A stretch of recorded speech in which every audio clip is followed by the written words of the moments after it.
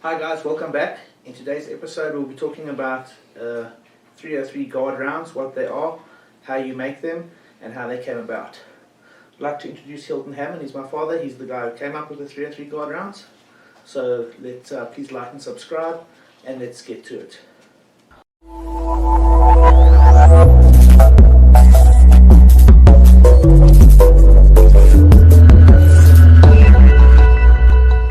Okay, Hilton, so how did the 303 guard rounds come about, and what's the point? What are they?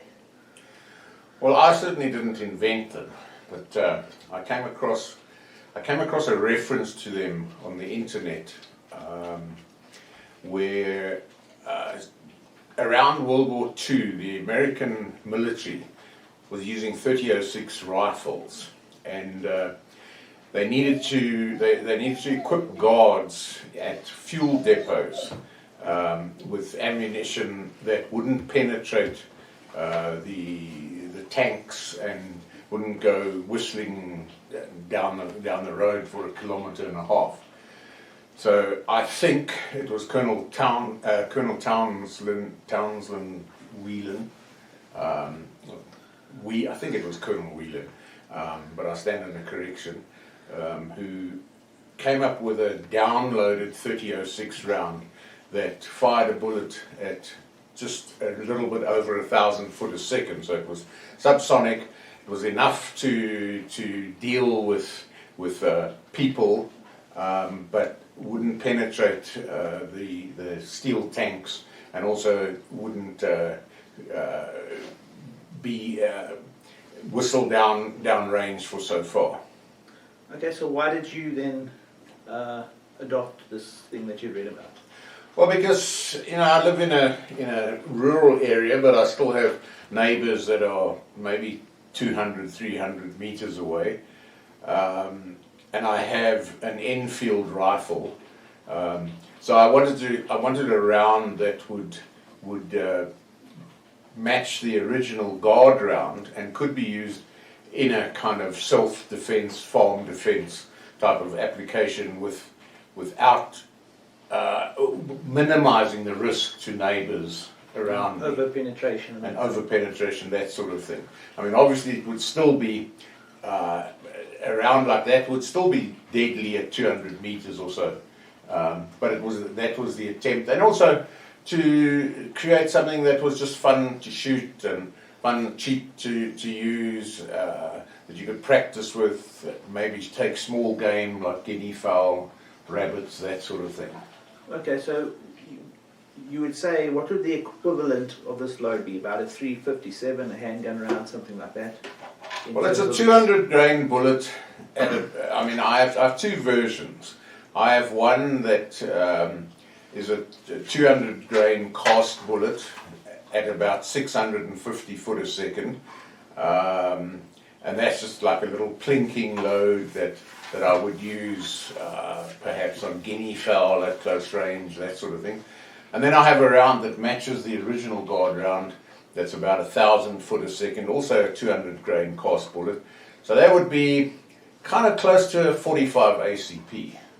Okay, and then similar distance considerations and hit power, penetrating power, hitting power. Well, I think the rifle round would certainly travel and penetrate at longer distances because has a better ballistic coefficient. It's a longer, thinner bullet, but at close ranges, at the kind of self-defense ranges that it would be used, it would be approximately the same as a 45 ACP. Okay, well, thank you. Let's go see how these are made and how they perform on the range. The first step is to remove the old primer using a depriming tool. Next, I need to neck size the cases in order to resize them to the correct size after they were shot. Using a neck sizing die, I size the cases to the correct size. Once the case is sized, I fit in a new primer to the round.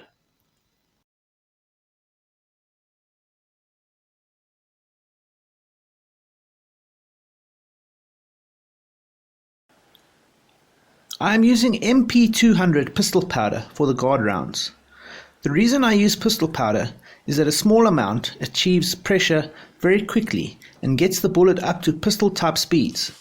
MP200 pistol powder is close to unique pistol powder for our American viewers in terms of burn rate, so you can use unique or its equivalent here in South Africa, MP200. The reason this is a good powder is that it is not position sensitive and no filler is required.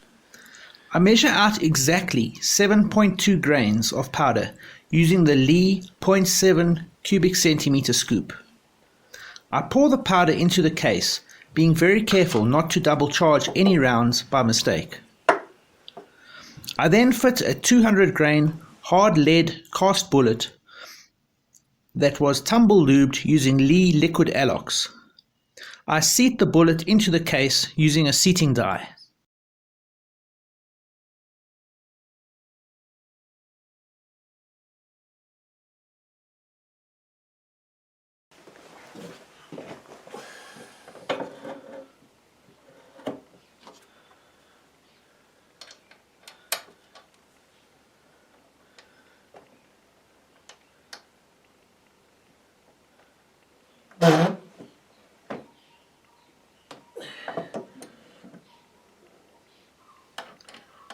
I now have one completed 303 guard round cartridge.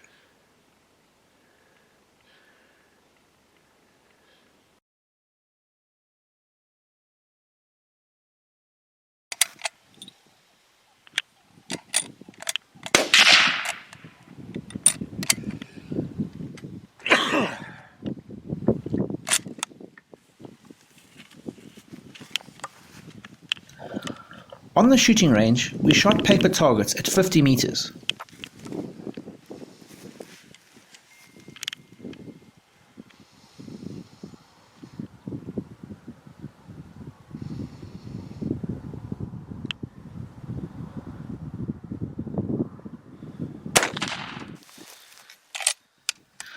Not wanting to lose any cases in the long grass, we were careful with racking the bolt.